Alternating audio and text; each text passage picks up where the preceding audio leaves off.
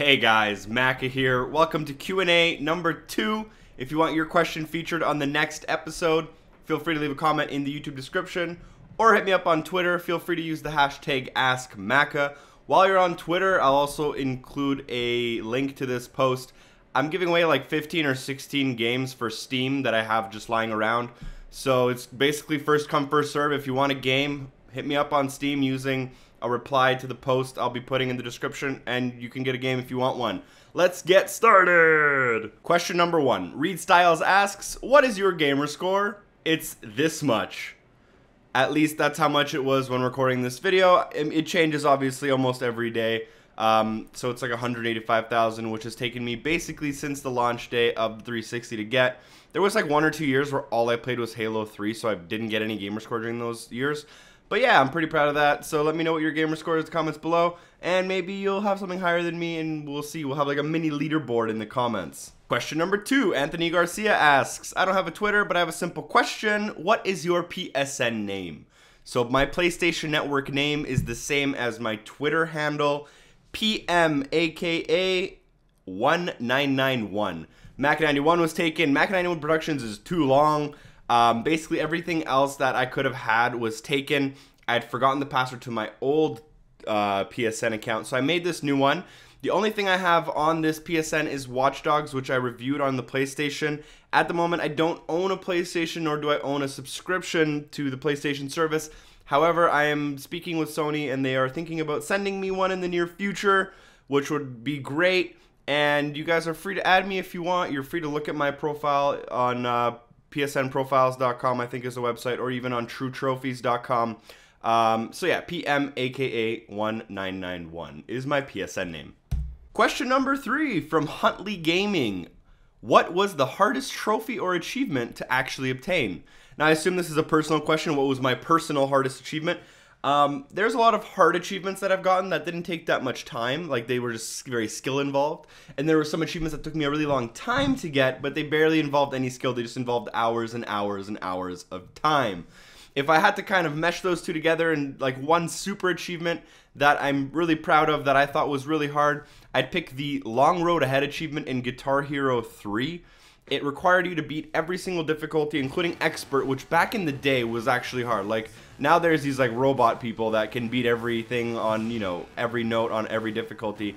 But back in the day, I was pretty proud of myself for beating Expert. I also had to, like, play 100 games online, which is a lot in Guitar Hero. Really proud of that achievement. Has a high TA ratio. Not a lot of people have it. That is my hardest achievement that I've ever gotten. Yeah, thanks for the question.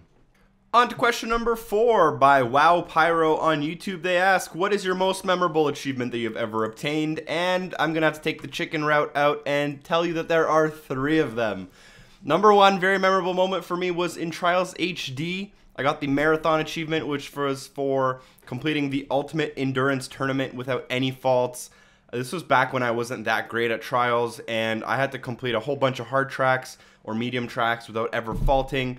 And I had played this game like non-stop for weeks and weeks at a time, and every day I would try to do this tournament. I remember like the first time I ever did it, I had like 200 faults, and a week later I had like 50 faults, and just through like sheer hard work I finally got this achievement. And I just remember this like overpowering sense of like accomplishment that has not really ever came back in anything else. Other than that, I have the Champagne Room VIP achievement for getting 500,000 points in a single song in Guitar Hero 2, which was a pretty big moment for me. I actually recorded myself doing that live back in the day, like in 2009. And yeah, that was a super proud moment for me as well. I FC'd like what I thought was a really hard song. And also the Circuit Breaker achievement in Connect Sports. Back in the day, I got the Connect, and I was trying to get this achievement. One of the hardest and most frustrating achievements you will probably ever go for. You have to like throw this javelin and hit like a screen, but it's like it's so impossible to get the game to recognize exactly what you're trying to accomplish. And if you swing your arm too fast, like it won't recognize it. And I just remember after like 8 hours of sitting in front of my TV doing this, like on and off for 2 days, that eventually the javelin hit that little exact point that I needed it to hit. And it was just like the biggest relief ever that I could finally just like stop playing Connect Sports. So those are like my 3 most memorable achievements that I'd have to probably pick. out of just a little bit of memory and a little bit of going through my old stats.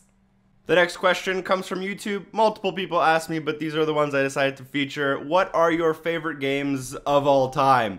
Now that's a pretty tough question, and I might actually save this question to create a new series where I name it Top 5, where I talk about like my top 5 games, the top 5 easiest achievements, stuff like that. But as I'm doing this video, I'm just going to kind of go off by memory in the last probably 10 years. This doesn't really include a lot of the games I played as a child. But I do remember really liking Diddy Kong Racing back in the day. NFL Blitz, I played that when I was a kid until I had blisters on my fingers. Burnout, I don't even know which one it was. Burnout 2 or Burnout 3, the one for GameCube, I played a ton. NFL and FIFA 2001, I think I played a ton.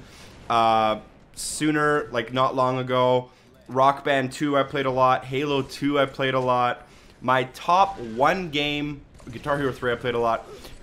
There's a ton of games. Trials, the Trials series, Forza Motorsport 2. Those are all games. Battlefield 3 I played a ton. Killer Instinct I played a ton. Shadowrun I loved.